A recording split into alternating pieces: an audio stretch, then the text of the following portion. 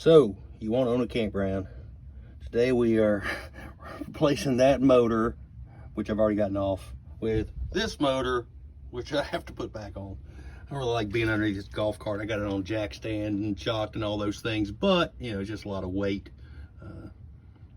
It's pretty sturdy. I'm jiggling it right now. I don't think it's going to go anywhere, but it's always a concern when you're underneath a lot of weight. I've stayed out from underneath it pretty much, used crowbars and a little pry bar and got it off. But picking it up, putting it on there, I'm gonna have to be under there. So anyway, if this is my last video, which I hope it's not, it's because I was crushed by a golf cart. But you can send these things off to get them done, but it just takes forever for anybody to get any work done anymore. And half the time you ask them to do something and you go pick it up and they do like 1/3 of what you've asked or something. I get so fed up with people not doing what they say they'll do. So a lot of times it's just easier to do it yourself. So we'll see how it goes. I got a guy that used to work on golf carts. He gave me a few tips. It's gone pretty smooth.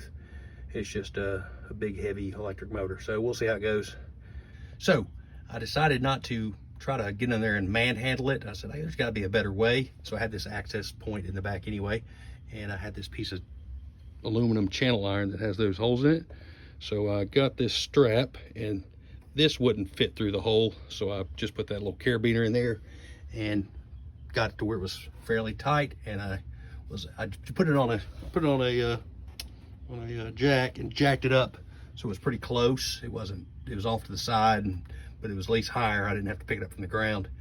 And was able to use this and pivot, and was able to get it to where I needed it, slide it forward and backwards kind of thing, and got it started on the splines.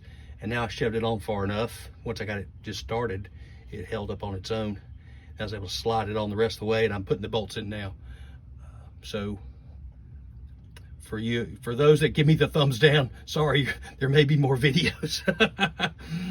The thumbs up, folks. Well, thanks, and I don't know when the next one will be. I just when I feel like doing one, and if it's something I think is worth showing.